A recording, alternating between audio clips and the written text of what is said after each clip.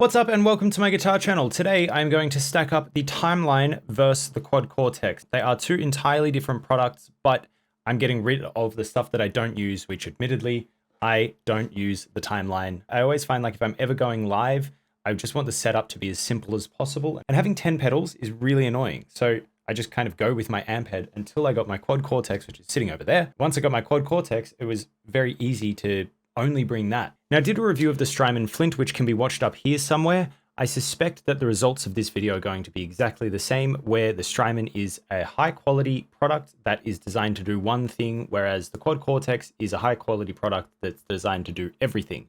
So it's not going to have the same depth or control or options as the Timeline, but it is going to do the job that it's supposed to do pretty decently. As this is not a deep dive into either of the products, there are loads of options that I am simply skipping or missing out on here. Go watch a video that breaks the Timeline down to see if it's right for you. However, if you're tossing up getting the Quad Cortex for its ease of use and just the one little unit that does everything, mostly, or getting a big pedal board with all the different individual pedals that you want and amp that you like and blah, blah, blah, blah, this is, I think, a really valuable video for you because you're going to be able to compare what the Quad Cortex currently has on offer compared to what the Timeline can actually do. So the way that we're going to roll this video is I'm going to take you through what the Timeline can do, and then we'll flick through all the different options. Once again, it won't be a deep dive. Go and watch a different video for that. And then we'll see what the Quad Cortex can do. I've admittedly already had a play, and it's kind of shocking the difference, but you'll see that as you watch the video. So let's get into it. Just in case you're curious, we got a loop going at 120 BPM or 2 beats per second, which I've set the delay to 500 milliseconds, which is 2 beats a minute. So realistically, we're kind of time aligned here. So what I'm going to do is go through most of the settings on the digital delay. Then once I've done that and kind of explained each thing as we go through, then I will kind of set up a normal patch. And once that patch is done, then we will go through all of the options instead of going through, 8 times 10 or 12 or whatever amount of options we've actually got on this delay. The point is there's so many options, and this is not the right video for that, but we'll do it this way. So let's bring that mix knob up to 50%.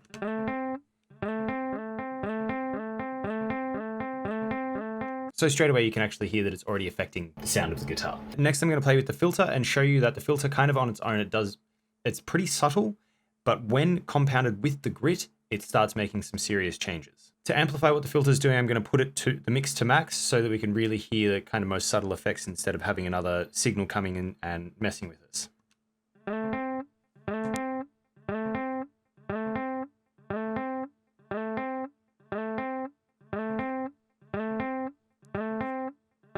Right, so you hear the difference between full filter and no filter is that it's just kind of a slight adjustment in the body of the guitar. A bit brighter when it's maxed, a bit duller when it's turned off, but it's pretty subtle. All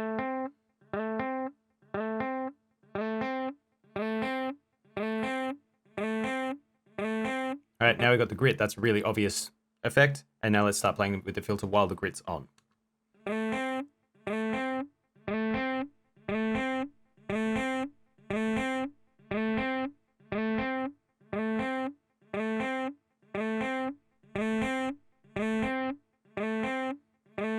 Right, so you see that there's a kind of a huge amount of variation. So let's bring the mix down so we can start seeing how the filter and the grit together are affecting the mix compared to the original signal.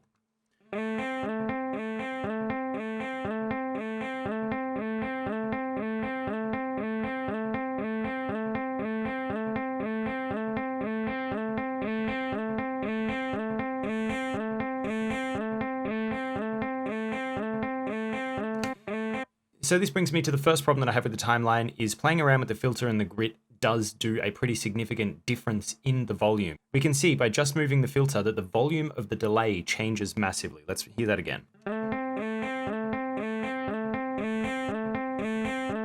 Right? When the filter is in 0 position, the delayed signal is much louder. And the only way to fix this is to play with the mix knob. But to me, it should be the same volume. And if we max out the mix, then we can still hear the volume difference. So on full filter, this is going to be a quieter signal. And there's not much that you can do about it other than turning it up either before or after the delay pedal, unless I am totally misunderstanding one aspect of this delay pedal, and you can do that within the pedal. But I don't know. This isn't a massively in-depth video of the Timeline. It's just how it compares to the Quad Cortex.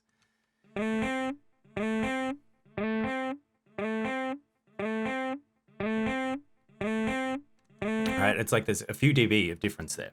So anyway, let's go through the mod settings. Let's crank this grit down and the filter to normal and get that original signal back in there.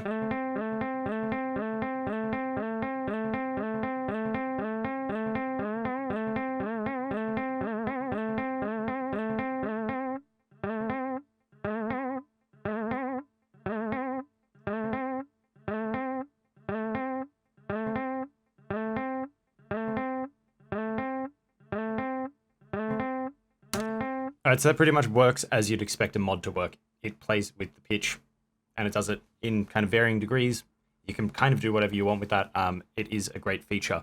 In terms of time, it's whatever you need. I mean, there are certain restrictions on certain patches, but consult the manual and find what works for you. Repeats, it's pretty self-explanatory. And then the value, that there are loads of other settings that go into this. But for now, let's just get this on a kind of normal setting and then we'll go through the different options.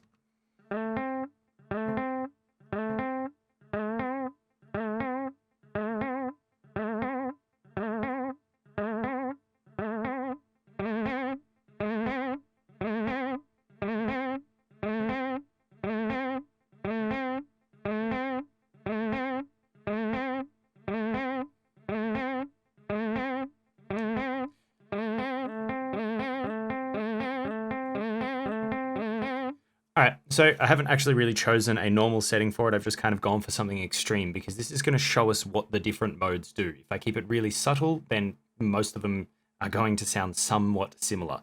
So this is what I came up with.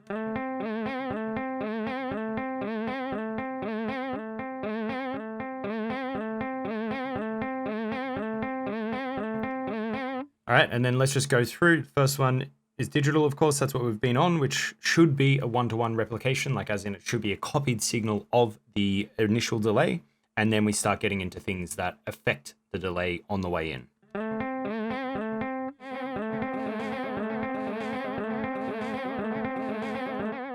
All right, so you see, just by changing to the dual, we'd pretty much have to change all of our settings to make this work if we wanted it to be a similar delay.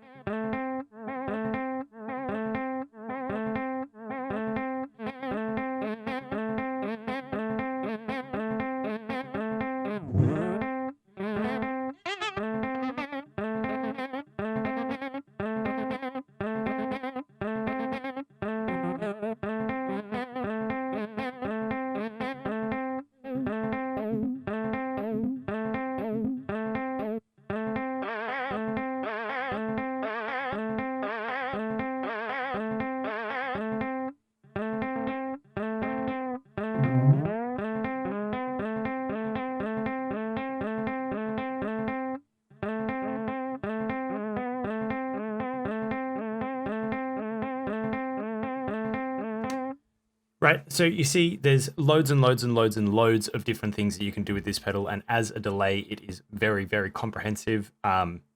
It's a great bit of gear. Like, there is no two ways about that. And as I said at the start of the video, it would be really, really hard for the Quad Cortex to compare to this, because this is what I think when I bought it, it was $750 or something, just for something that focuses on delays. Now, what I don't particularly like about it is the filter option is pretty narrow.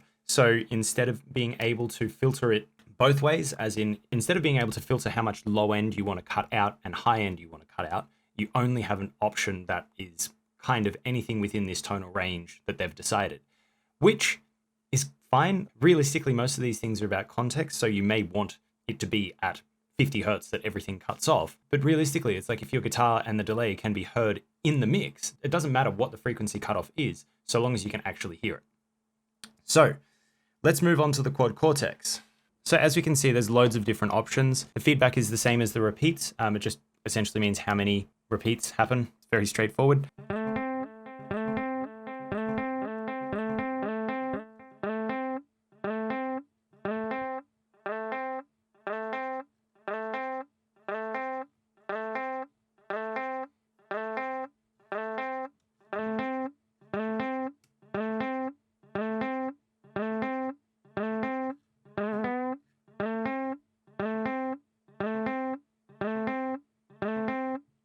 So the first thing to notice is everything seems to be fine except for the mod rate.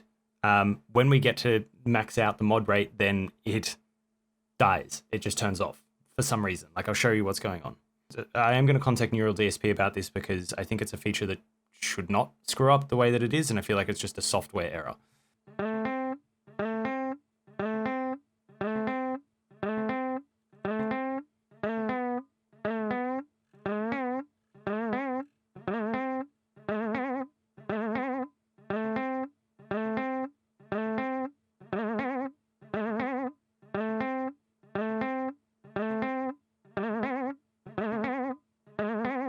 Like, why? That should just be faster. Anyway, that's the analog. Editing Jake chiming in here. I have spoken to Neural DSP and they're saying that this is the first that they've heard about it. I've only just sent a video off outlining this issue that they've got, but it might only be my unit that's got this issue, and I'm sure it'll be fixed in an update. I don't know. But what I'll do is post a comment in this video down below when I get a response to that, so that you know what went on or what the problem was, blah, blah, blah, blah. Anyway, back to the video. Let's look at the digital.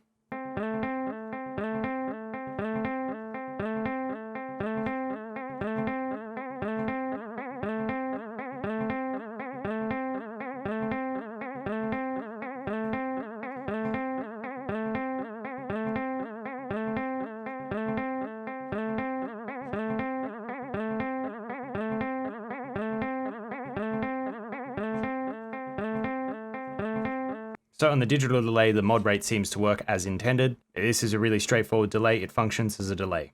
Up next, we got the slapback.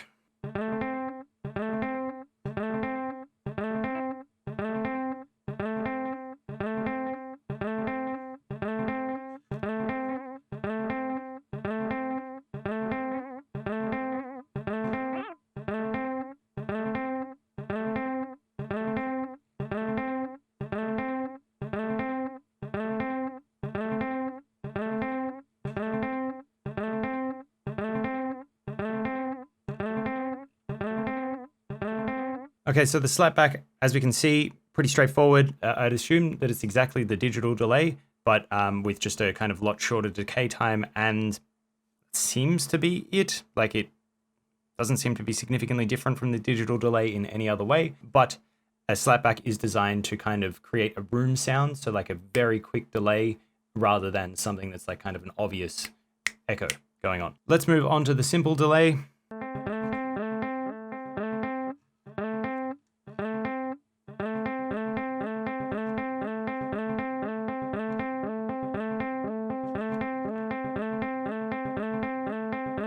I love it.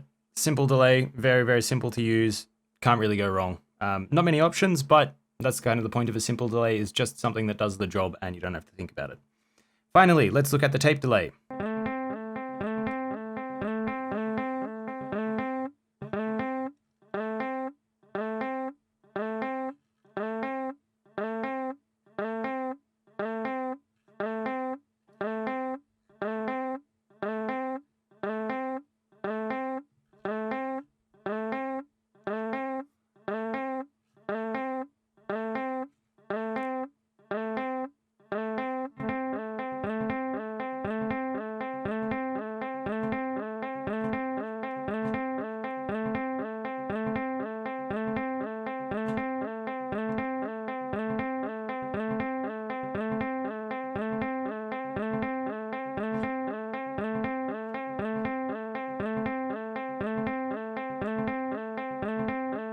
Great, and there we have it. That is the tape delay. Now that we've looked at all those options, let me pack all this stuff down and we'll look at my summary. I think my conclusion was pretty obvious at the start of the video. The timeline does such a fantastic job at delay. Once again, I don't like the gain staging. I'm not the biggest fan of the filter options in this. I think that they could have done a better job, but that probably would have required more knobs, which is just not realistic. The quad Cortex, on the other hand, I think it does a kind of crap job of delays. However, in a live context, the quad Cortex, it's going to sound like a delay, so it doesn't matter. You still have stereo outputs that you can use from either unit. So in that way, if you want a ping pong that's bouncing around the room, that's easy to do. I didn't do that today because, once again, this is not an in-depth review, but both of the units can do that. But to me personally, even though I have this unit now, I am planning on selling it, and as soon as I can, I will get rid of it. The reason why, even though I know that this is a higher quality delay and probably better for me in a lot of situations than the Quad Cortex, is 99% of the situations that I'm going to be up against in my lifetime are either going to be live, where a simple delay will function the way that I want it to, or it'll be in a studio where I can use whatever plugins that I want, whether that's a hardware unit, which most studios in the world are going to have this pedal anyway, but I can just buy plugins. For example, the FabFilter Timeless, it has way more options than this unit could possibly have. Maybe it doesn't do a perfect, I don't know, digital delay or ducking delay or something like this one does, but it's going to have a functional option for me for the music that I release. So I just can't justify continuing to own this unit. Anyway, that's it for me this week. If you would like more breakdowns about the limited amount of gear that I've got, please let me know in the comments below. Other than that, I will see you next week for more stuff about music. Bye-bye.